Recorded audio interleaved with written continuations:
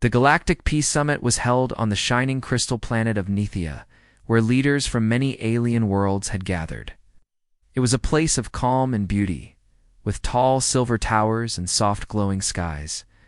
Peace was the main goal of this summit. Everyone wanted to end the long years of war between species. Among the many guests was Princess Elari of the Varelian people. She was young, quiet, and very shy. Her skin was a light shade of lavender, and her long white hair flowed like a river of silk. Her large glowing eyes always looked down. She didn't speak much even among her own people. She was not a fighter like her brothers. She was soft, kind, and full of dreams. But her people sent her to the summit to represent peace. Elari had never seen a human before. She'd only read about them in her royal lessons. Her people often called humans loud and dangerous. They were known for fighting hard, surviving anything, and never giving up. That's why Earth was now a powerful part of the Galactic Council. But when Commander Jackson Kane entered the summit hall, Ilari's heart skipped a beat. He was tall and broad, with a strong presence that made others step back. His armor was dark silver with a glowing Earth emblem on the chest. His short brown hair and sharp eyes made him look serious. But when he smiled at the other delegates, Ilari noticed something surprising. He didn't act proud, he didn't shout, or boast. Instead, he greeted others kindly, bowed politely, and even helped a small alien child who had dropped his toy. Ilari watched him from the corner of the room, half hiding behind her translator device. Her fingers played nervously with the edge of her robe. She whispered to herself, "He doesn't seem scary at all." Suddenly, Kane's eyes met hers. Ilari quickly looked down, her cheeks turning pale blue with embarrassment. She had never been this close to someone so human. A few moments later, Kane walked toward her. Each of his steps felt heavy in her chest. She stood frozen, unsure what to do. Her guards stood beside her, but she raised a small hand. "It's okay," she said softly. Kane stopped at a respectful distance. There. He placed his hand on his chest. "In a human salute, Princess Ilari of Varelia, I am honored to meet you. I'm Commander Jackson Kane, representing Earth." Ilari's voice almost vanished. "Greetings, Commander Kane." He smiled gently. "You don't need to be nervous." "I don't bite." Ilari blinked, confused by the human phrase. Then she realized it was a joke. A soft, awkward smile crossed her face. I am not used to speaking to humans," she admitted, her voice barely louder than a whisper. Kane nodded. "Then I'll try to speak softly. I want this summit to work." "We all do." Before Ilari could say more, a loud boom shook the hall. The floor cracked, lights flickered, screams filled the air. Smoke rose from the far side of the building, and "Attack!" someone yelled. Ilari froze. Her eyes went wide with fear. Another blast shook the building. Debris fell from the ceiling. "Princess!" her guard shouted. But a piece of the wall fell between them, cutting them off. Kane's instincts took over. He rushed to Ilari and pulled her close, shielding her with his armored body. More pieces fell around them, but none touched her. "Stay down," Kane said. His voice was strong but calm. Ilari clung to him, shaking. Her heart was beating fast, not just from fear, but something else. She had never been this close to anyone, especially not a human. Kane looked around. "We have to get out of here. The attackers might not be finished." He gently helped Ilari to her feet. "Can you walk?" She nodded slowly. "Yes, I think so." He took her hand not tightly, just enough to guide her. "There's a safety tunnel under the summit. I saw the map earlier. Come on." They moved carefully through the broken hall. Smoke made it hard to see. Fires burned near. The exit. Ilari coughed and stumbled. Kane lifted her with ease and carried her for a few steps until they reached a cleaner path. Along the way, they passed injured delegates. Kane stopped each time, helping those he could. Ilari was surprised. Even in danger, he thought of others. Finally, they reached the wall panel that hid the emergency tunnel. Kane pressed the hidden code. The wall slid open, revealing a dark passage. "In here," he said, "we'll be safe for now." Inside, the tunnel was cool and quiet. They stopped too. catch their breath. Ilari looked at him, her eyes full of wonder and confusion. You protected me. Cain chuckled lightly. Of course I did. You're a princess. She shook her head gently. No one ever protected me like that before. Cain met her eyes. Well, get used to it. I'm not leaving you behind. Ilari looked down, her cheeks warm. For the first time, her fear was less than the strange feeling growing in her heart. But she knew one thing. Commander Cain was not like the stories. The tunnel beneath the summit was dark and silent. Only the soft hum of the emergency lights lit the narrow path. Princess Ilari walked beside Commander Jackson Cain, her steps light and careful. Her heart was still beating fast. The shaking of the ground, the screams, and the smoke were still fresh in her mind. But something else also filled her chest, something strange and warm. She kept stealing glances at the human warrior walking beside her. Cain held a small glowing map in his hand, showing the tunnel's path. We need to reach the main chamber, he said quietly. It's deeper underground. It was built as a safe zone for leaders in case of attack. Ilari nodded. She tried to speak, but her words got stuck in her throat. She wasn't used to talking this much, especially not with someone like him. But she wanted to try. You know this place well, she finally said, her voice soft. Cain glanced at her with a smile. I studied the summit's design before arriving. Earth's team always prepares for emergencies. It is smart, Ilari whispered, playing with her fingers. They moved deeper into the tunnel. Soon they heard soft cries ahead. A group of young alien delegates sat on the floor, scared and alone. One had a twisted ankle, another was shivering. Cain knelt beside them. It's okay, we're here to help. Ilari watched as he gently picked up the injured one and wrapped his jacket around the cold child. The others followed without fear. They trusted him. Ilari's eyes widened. They're not afraid of you. Cain looked back. Why would they be? My people said humans are. She paused.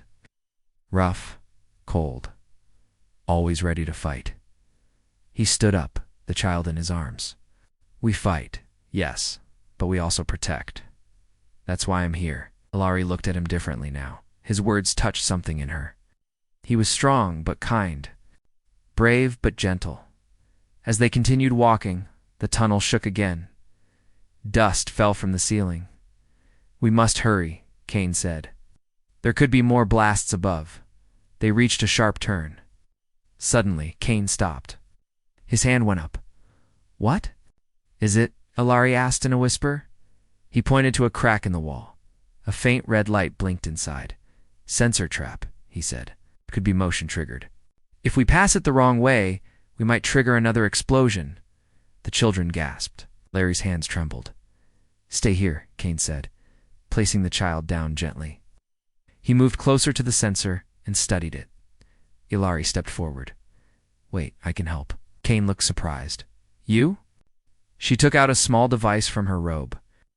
Varelian tools are good with sensors. With a few clicks and waves, her device sent a blue beam at the trap. The red light turned off. The wall made a soft beep and unlocked a hidden side door. Cain looked impressed. Nice work, princess. Ilari blushed. I just wanted to be useful. You were, Cain said with a proud smile. They led the group into the safe room. It was a large space with strong metal walls, clean air, and soft lights. A few delegates were already there, some resting. Others injured. Cain helped set the children down and gave first aid to the injured. Ilari sat quietly, watching him. He moved with care. His face showed focus and kindness. He asked names, offered water, and even told a little joke to calm a crying child. Ilari felt her heart flutter again. She had never seen someone like him. Before, when Cain finally sat beside her, she looked away quickly. You okay? He asked. Yes, she said, almost too quietly. Thanks to you, he leaned back against the wall. You were brave too, fixing that sensor that saved lives. Ilari looked down, smiling a little. I was scared, so was I, Cain said with a chuckle. But being brave doesn't mean not feeling fear. It means doing the right thing. Even when you're scared. Ilari looked at him, eyes wide. That is, wise. Just something my old sergeant used to say, Kane replied with a shrug. They sat in silence for a moment. Ilari then whispered, Do you miss Earth? Kane nodded. Every day. The blue skies, the smell of rain, the sound of ocean waves. It's home. Ilari listened, eyes glowing softly. I have never seen an ocean. You should, Kane said. One day, if peace holds, maybe you can visit Earth. Ilari felt warmth in her chest again. I'd like that. Suddenly, a crackling sound came from the safe room speakers. This is Captain Lyra of the Neithier Guards. You're scanning. The summit ruins. Survivors, please stay where you are. Help is coming. Everyone cheered quietly. Kane looked at Ilari. We made it. Ilari smiled, her shyness softening. Yes, and I'm glad I met you, Commander. Kane looked at her gently. I'm glad too, Princess. For a second, their eyes met. Her heart jumped. She looked away, hiding her face behind her sleeve. Kane didn't say anything more, just sat beside her, quiet and calm. Ilari whispered. To herself, why does my heart beat so fast when he looks at me? She didn't have the answer yet, but deep inside, she knew one thing: this human warrior was changing her world. The safe room was quiet now. The injured were resting, and the young delegates were sleeping peacefully. Only the soft hum of the lights and distant rumbles from above could be heard. Princess Ellery sat on a smooth metal bench near the wall. Her white hair covered part of her face as she looked down, deep in thought. Across the room, Commander Jackson Kane checked his equipment and repaired a small device. Illyri's fingers played with the edge of her robe. Her heart was still beating faster than normal. It wasn't from fear anymore. It was something else. Something she didn't fully understand. She kept stealing glances at Kane, the way he moved. The calm look in his eyes, the way he spoke gently even when the world above was falling apart. It all made her feel strange. Her chest felt warm, and her voice always disappeared when he came near. Kane finally finished fixing the device and walked over to her. He sat on the bench, a short distance away, giving her space. You okay? He asked. Ilari nodded slowly. Yes, the noise has stopped. It's quieter now. Kane looked around. Yeah, I think the main attack is over, but I'm not sure it's safe to go out yet. Ilari looked at the glowing ceiling. Why would someone attack the peace summit? So many leaders were here. Kane sighed. Not everyone wants peace. Some groups gain power through fear and war. They don't want all the races working together. There was a long pause. Ilari turned her head slightly toward him. Can I ask? A personal question, she said softly. Kane looked at her and smiled. Of course, Ilari took a breath. Do you ever feel out of place? Kane raised an eyebrow. Out of place. Yes, she said, looking down like, you don't belong where you are. Kane leaned back against the wall, thinking, yeah, I've felt that way before, especially when I first became a soldier. I wasn't like the others. I didn't shout. I didn't enjoy fighting. Just wanted to protect people. Ilari looked up slowly. That sounds like me. You? Kane asked, surprised. She nodded. My people, my brothers. They are all strong warriors, leaders, but me. I don't like battles. I get nervous when I speak. My voice is too soft, and I'm always afraid I'll say something wrong. Kane watched her as she spoke, listening carefully. I came here to represent Varelia, she said, but I feel small, weak. Kane shook his head. You're not weak, Ilari. She blinked at him. But you fix that trap in the tunnel. You calm the children. You're here, in danger, but still trying to help others. That's not weakness. That's courage. Ilari's eyes softened. No one had said those words to her before. You're brave, Kane continued. You just don't see it yet. Ilari looked away quickly, her cheeks turning light blue with emotion. She didn't know what to say. Just then, the door to the safe room creaked open. Everyone stood up quickly, ready to defend themselves. A tall figure stepped inside, limping and holding their side. It was an ambassador from the planet Jaren, Ambassador Rawl, known for his wisdom. "I made it," he gasped. "They tried to get me. I escaped." Kane walked toward him. "What happened? Were you attacked directly?" Rawl nodded slowly. "I saw their faces. They wore masks, but I heard their voices. It was a group called the Unifiers." Gasps filled the room. The Unifiers were a dangerous group. They believed only one race should rule the galaxy. Kane narrowed his eyes. "Did you see anything else?" Rawl paused. "I don't remember much. I was hit. I just need to rest." Kane helped him sit down. Alari felt something strange. She watched Rawl carefully. His movements were odd. His breathing was controlled, too steady, and his eyes, they didn't blink enough. Something was wrong. She moved quietly to Kane and whispered, "Commander." "I don't think that's really Ambassador Rawl." Kane looked at her. "What do you mean?" "His energy feels different," she said. "Aurelians can sense changes. It's a gift." "And he doesn't blink." "Jaren people blink often because of dry eyes." Kane nodded slowly. "Good catch. Let me handle this." He walked back to Rawl. "Let me take a look at your injury." Rawl hesitated. "No need." Kane moved fast, pulling off a small device hidden near Rawl's neck. Sparks flew. A holographic mask broke apart, revealing a stranger's face. Gasps echoed again. The real ambassador was gone. This was a spy. The imposter pulled out a hidden blade, but Kane blocked it with his forearm guard. The two struggled for a moment, then Alari acted. She used her wrist device to trigger a stun field. The spy fell, shaking and unconscious. Everyone stared in shock. Kane looked at Alari, surprised. That was quick thinking. Alari nodded still, breathing fast. I just reacted. "Saved us," he said. Alari smiled, shy but proud. "We saved each other." Kane looked at her with deep respect. "I'm glad you're here." Alari lowered her eyes, but a warm smile stayed.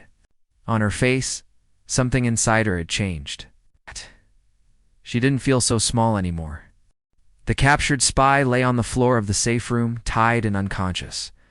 A few guards who had come from a nearby tunnel stood watch beside him.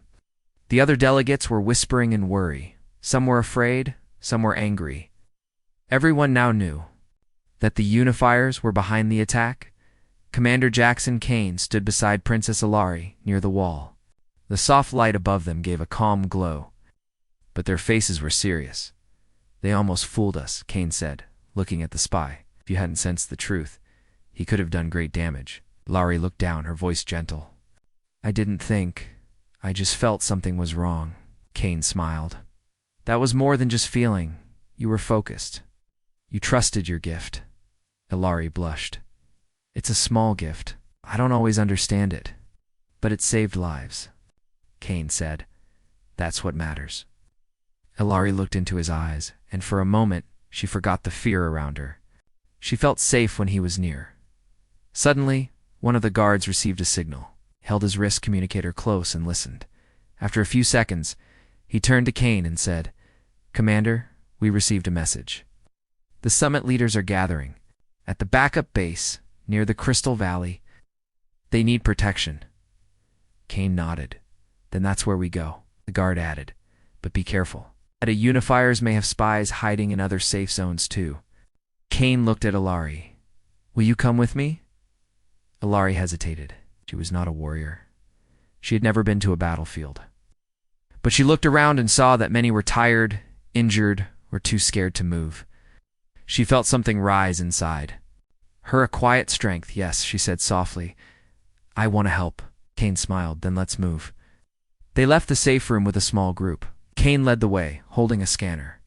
Alari walked beside him, her heart beating fast, not from fear, but from something stronger - purpose. As they moved through the tunnels, the air became colder. The walls changed from smooth metal to glowing crystal. This was the outer area of the summit grounds, near the Crystal Valley. Suddenly, Kane stopped. He turned to Alari. "Do you feel anything strange?" Alari closed her eyes and focused. Her hands glowed slightly. "Yes." There is something ahead. A strong energy, not peaceful. Someone is watching. Kane nodded and gave hand signals to the others. Everyone moved slowly. They reached an open chamber with high ceilings and glowing blue walls. In the center stood 3 figures in dark cloaks. Their faces were covered. "Stay where you are," Kane called out. The figures didn't move. Ellery whispered, "Those are not guards. They're unifiers." One of the cloaked figures stepped forward. His voice was cold. "Peace is weakness. We are here to fix the galaxy. To end this fake summit." "You're destroying lives," Kane shouted. "Children, elders, everyone was put in danger. Sacrifices are needed for power," the man replied. Kane pulled out his stun blaster. "This ends now." The unifiers attacked fast. Of light flashed in the air. The guards with Kane fought bravely. Kane moved like a storm, fast and sharp. Ilari stayed near the wall, watching carefully. One of the enemies rushed toward Kane with a spear. Kane dodged and kicked the man to the ground. Another attacker tried to reach Ilari. She gasped, raised her wrist device, and sent a shockwave. Forward, the enemy fell. Shaking, Kane turned and saw it. "You did it again," he called, blocking another attack. "Great job." Ilari's hands trembled, but her face was calm. She had used her skills, not with fear, but with courage. The last attacker tried to run, but Kane caught him and knocked him out. The chamber became silent again. Kane walked over to Ilari. "Are you hurt?" She shook her head. "No, I'm okay." He looked at her, his eyes full of pride. "You were amazing." Ilari looked down shyly. "I didn't freeze this time." "You stayed strong," he said. "That's growth." A soft alarm beeped on Kane's wrist. He checked it and smiled. "The summit leaders have been found. They're safe. Just need to get to them." They walked through a shining tunnel that led to the valley. The sky above had cleared. Soft light from the twin moons covered the land. In the distance, glowing, tents stood, surrounded by guards and ships. When they reached the base, many turned to welcome them. Kane gave a full report. Ilari stood beside him quietly. But this time, no one overlooked her. A leader from the Talion race said, "The Princess of Varelia stood against a unifier spy and helped stop 3 attackers." Kane added proudly.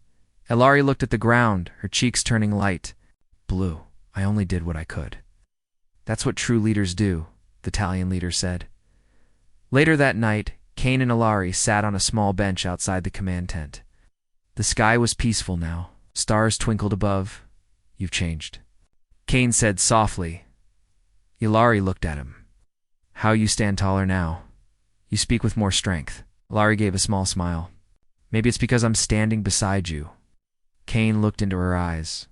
"You've had that strength all along. I just helped you see it." Ilari blushed and looked at the stars.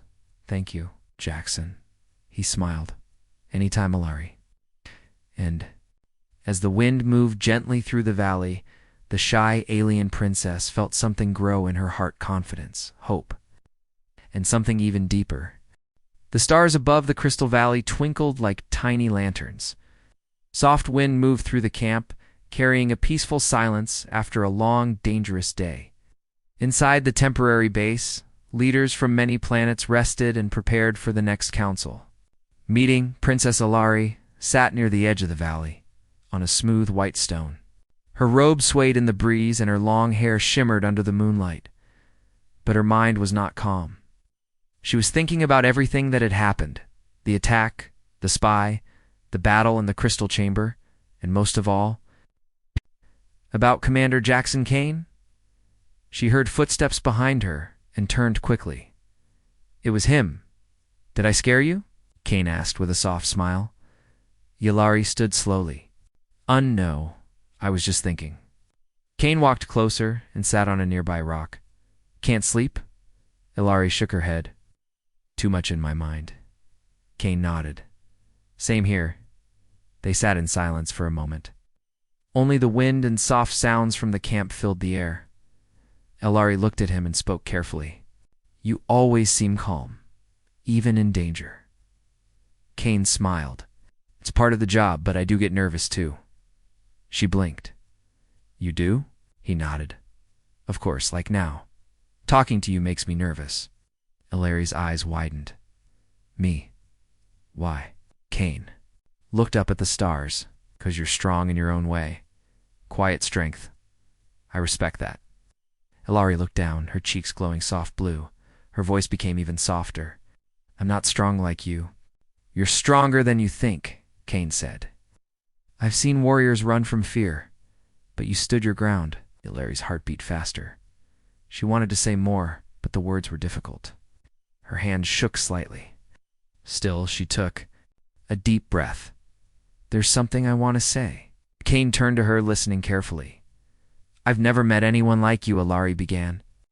When I first saw you, I was scared. Not because you were dangerous, but because you were different. Kane didn't interrupt. I didn't know how to speak to someone like you. A human warrior. So brave, so confident, I felt small near you. But now, Kane asked gently. Now, I feel safe with you. And I feel something else, something strange. My heart feels light and heavy, both at the same time. It's hard to breathe when you look at me. My voice disappears. I don't understand it. Kane looked at her kindly. I think I do. Ilari met his eyes. What is it? He smiled. It's called caring, Ilari. Some call it affection. Some call it love. Ilari's eyes widened. Love. Kane stood slowly and walked a step. Closer. We come from different worlds, but I feel it too. From the moment we met, I saw something in you, something rare. You may be shy, but your heart is bright. Ilari looked down, unsure what to say. Is this allowed, human, and allowed? A Varelian. Kane shrugged gently. Maybe not in the rule books. And I believe the heart doesn't care about rules. A small laugh escaped from Ilari. It surprised even her. I never laughed like this before, she whispered. Then I must be doing something right, Kane replied. They stood there for a while under the stars. No more words needed. The silence between them was full of emotion. Then Kane noticed a slight tear in her robe near the sleeve. You're hurt, he said, stepping closer. Ilari looked at the tear. It's nothing, just from earlier. Kane gently took her arm and pulled out a small healing patch from his bag. Let me help. Ilari's hand trembled as he touched her skin. His fingers were gentle, his movements slow and respectful. Looked away, her face bright with blush. There, he said after placing the patch. All better. Thank you, she said, her voice a whisper. Kane sat back again and looked toward the valley. There's something else, he said. I received a message from Earth Command. Ilari looked at him quickly. Is something wrong? He said. But they want me to return once the summit is safe. Ilari's heart sank. You're leaving? Kane nodded slowly. Maybe in a few days. She looked away. I see. I don't want to, he added. Ilari turned back to him, surprised. I want to stay, Kane said. But I follow orders. There was a long pause. Then Ilari said softly, Will I ever see you again? Kane looked at her seriously. If you want me to, I'll come back. Ilari felt tears at the edge of her eyes, but she didn't let them fall. I would like that, she said. Then I promise, Kane said.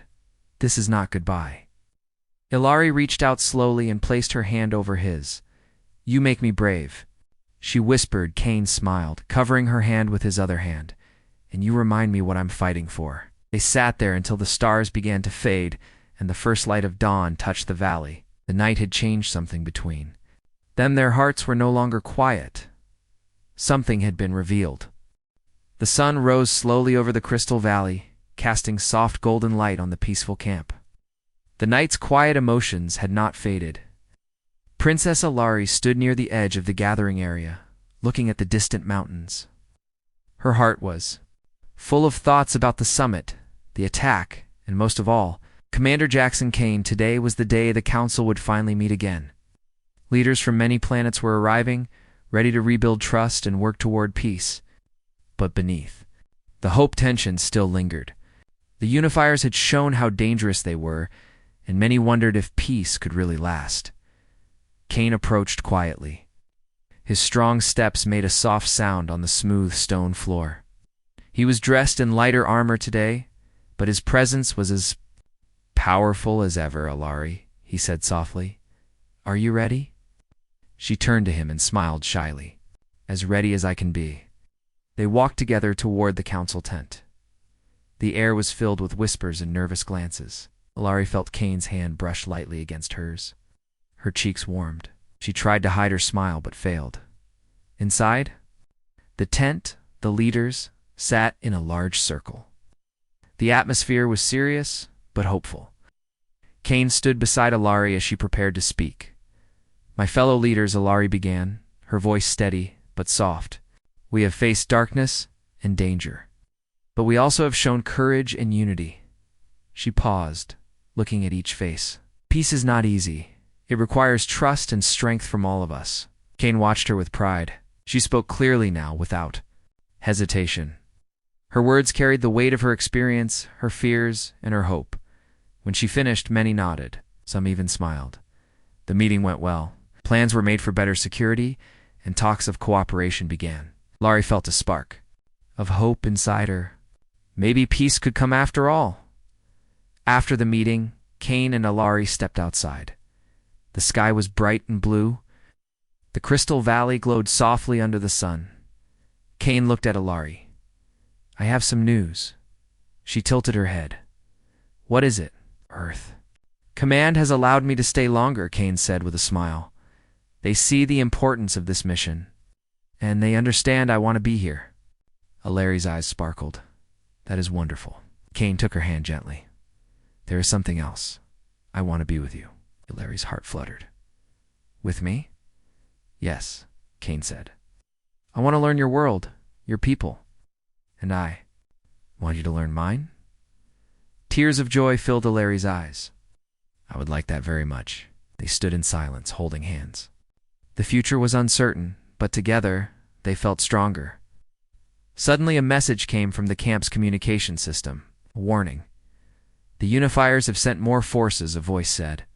They plan to attack again soon. Kane's face hardened. We must prepare, Alari nodded.